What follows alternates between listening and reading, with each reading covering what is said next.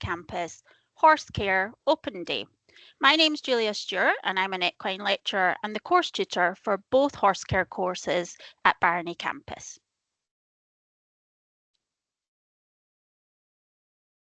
So today we're going to be covering our application requirements and the process, our content of our courses and our activities, any PPE and equipment requirements that you might have if you were joining us on the course, and course progression routes looking at where you could go to in terms of other qualifications and potential employment opportunities. Just to note, there will also be an opportunity for any questions through using the chat Q&A. If you can use that at the end of the presentation, I can answer any of your questions you might have. So at Horse Care at courses at Barony, we have two courses that we currently offer. And the first one is a National Certificate in Horse Care, which is an SCQF Level 5 qualification. We also offer an Advanced Certificate in Horse Care course, which is an SCQF Level 6 qualification.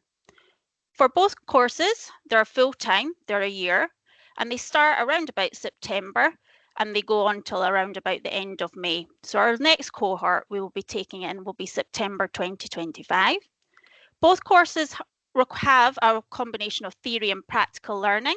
You'll find that the National Certificate maybe leans more towards the practical learning and the Advanced Certificate maybe takes on a little bit more of the theory work.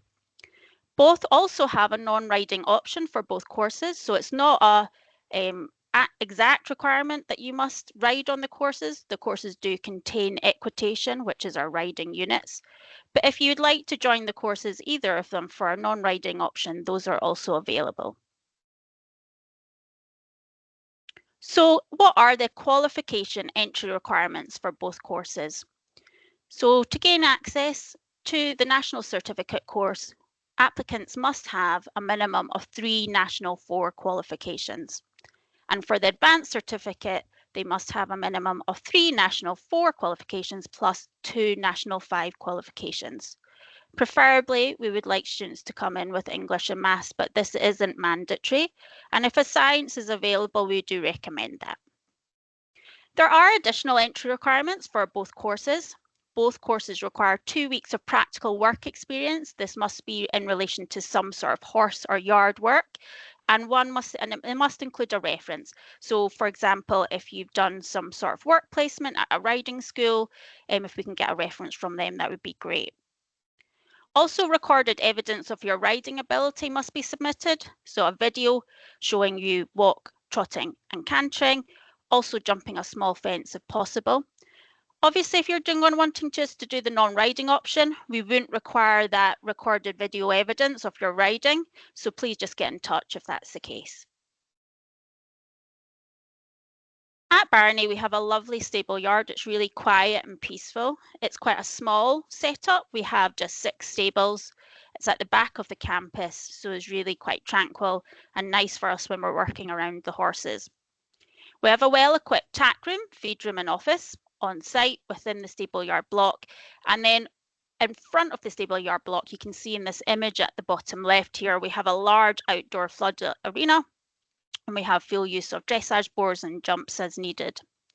We also are really lucky with our horses and our horse care facilities, as on the right here, we have fields to allow grazing for our horses, so they do get lots of downtime as well. Again, we're quite lucky with our hacking. We have some lovely off-road hacking routes that students get to take part in as well. So that's a part of the equitation unit and riding out. So in terms of the teaching and learning, again, as I said earlier, it's a bit of a combination of practical and theory sessions that are delivered on campus. Within practical sessions, students will gain different skills on the stable yard and handling the horses. There will also be some online sessions and activities where students might be working from home, or if they prefer, they can do these and come onto campus using our VLE, which is our virtual learning environment. Students will also be timetabled with some form of directed or self-study, where they'll be expected to complete coursework that has been set or do some revision activities prior to assessments. Students should be prepared to do homework. It is part of the course, and you'll be asked to do things like presentations or complete projects out with the college time. In terms of the course content, both courses contain a really great range of different topics and subjects that cover all elements of horse care and equitation as well, if you're taking that riding route. The national certificate, here's just a small example of what's included. Preparation for riding work, looking at tacking horses up and putting boots on. An introduction to watering and feeding. Trimming, turnout and clipping is looking at preparing a horse for competition, getting it looking nice and tidy and plaiting, as well as clipping. Grooming and clothing, stable routines, working on the yard, and as I said, equitation for those doing a non-riding option or for doing the riding option. Those doing the non-riding option, there'll be an alternative unit put in place of that unit. The advanced certificate, again, here's just a small selection of what is included. We have tacking up for ridden competition work, horse transportation, horse health, horse fitting, so looking at different fitness plans and requirements of different horses depending on what their criteria is, lunging, and again, equitation for those doing the riding option. Within our courses, we do have other course activities, not just sort of our practicals on the yard and doing our classroom theory work. We have scheduled yard duties, which is integral to the course. Students should be aware that there is compulsory weekend yard duties. It is a rota. Currently this year, students are just doing 2 weekends over the year, so it's not a large amount of duties, and students are aware of these at the start of the course in terms of putting their names down within the schedule at times that suit them. We also have horse care shows and campus activities, some images here of things that have happened. Lots of different types of competition we have on site. Can depend, we have our student voice in terms of what they prefer to do, but some examples here where I have best turned out competitions, we had some jumping competitions, and we do have students that quite enjoy doing some games on the horses and on foot as well. Other things that we have included on the course are our trips, visits and external speakers, where students groups will go out visiting different yards or going to different events. Again, the little examples here of different things that we've gone to quite recently. We've been to some British eventing, we went to Aintree Racecourse, we have had nutritionists out with the weighbridge, we've been to Hoys as well, and we're lucky enough in the top right image here, we can see that we get the use of the mechanical horse up at our Oakridge campus, so we take students up, and it's a great facility that allows us to use it when we need to or want to. So a lot of applicants are really interested in seeing what PPE, so what sort of equipment do you need? You know, horse care, we do require certain clothing, protective equipment so that we can handle horses or ride. So I've provided a list here within the slide. Students will be required to wear specific PPE for practicals and classes, and I've given the list, which includes a riding hat, gloves, yard boots or wellies, something sturdy with a good tread on it so you wouldn't slip, and suitable clothing for working outdoors. So thinking about having some form of waterproof clothing that's going to keep you warm enough as well. Please be aware that riding hats must be up to the required standard. I've included an image on the right here. If you aren't sure if your hat is up to standard, you can check. We follow the BHS approved standards. You can find that on their website. If anyone wants extra help with that, then please do get in touch. But the BHS approved standards, their hat rules are from 2023 this year, and your hat must comply with those standards. For students taking the riding option, you will then also require breeches or jodhpurs, riding boots. They can also be used as the yard boots if you only want to have one set. Hairnets as required, and a body protector again must be up to the required standards, and again you'll find that information on the BHS website. Some items of PPE and clothing will be provided for students, as I've highlighted in red. So students that come onto the course will get PPE, they'll get breeches, 2 pairs of breeches, they'll get gloves, they'll get a waterproof jacket and waterproof trousers, hairnets as required, they'll get riding boots, and they'll get 2 quarter-zip fleece tops and 2 polo shirts as well. If you receive any form of funding, such as an EMA or bursary, you'll also receive payment towards your hat and body protector. Because these are safety items and they are fitted to you, and we can't sell you those, you must go into a qualified fitter and get those fitted, which most saddleries will have.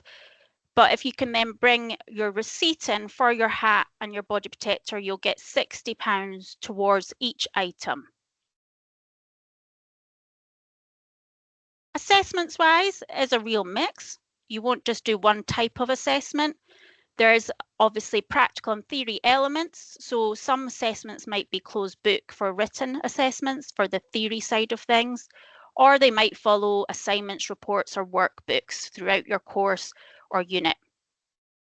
For your practical elements, your tutor might have a practical observation checklist to make sure you're following a process, or perhaps for your riding, you're doing certain movements, etc. Or they may ask you certain questions. So they might do practical oral questioning to back up to show that you are understanding why you're doing something with the horse. In terms of progression routes and employment, it is quite varied in our industry. There are lots of different opportunities open to people that are advancing through equine and horse care qualifications. Within SRUC, there is natural progression. If you start on the NC in horse care, you can then move on to the advanced certificate in horse care after course completion. From the advanced certificate in horse care, you can then naturally progress onto our HNC and HND in equine studies. These courses are actually just at Oakridge now. And then our honours degree, Equine Science and Management programme, you can then move on to that, which is also at Oakridge. So it's quite a nice progression route. You have the potential to go from NC up to an honours degree. Employment opportunities within the industry are really varied, and it really depends where your strengths lie or what your interests are in. But such things are coming out from the NC and Advanced Cert course. You might want to go into some form of groom role or a work rider. You could work in retail within the saddlery industry. And there's many other different roles within the industry that you could partake in. There's lots of international travel opportunities, especially as grooms, available to students once they complete the course. Other things to think about are additional qualifications. If you wanted, for example, to get into coaching or instructing, you could look at then going on to do your BHS or your UKCC qualifications as well. So your time with us, we expect students to be committed to the course. It is a full-time course, attending all classes and sessions alongside submitting work and assessments on time. And in return, we'll provide you with the experience and knowledge required to become employable within the equine industry and transferable skills to help you follow any path in life. As then anyone's got any questions, I'm happy to answer anything now. My email details are there as well if anyone would like to get in touch following.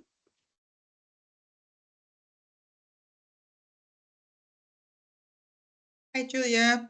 Thank you. Just one question came in.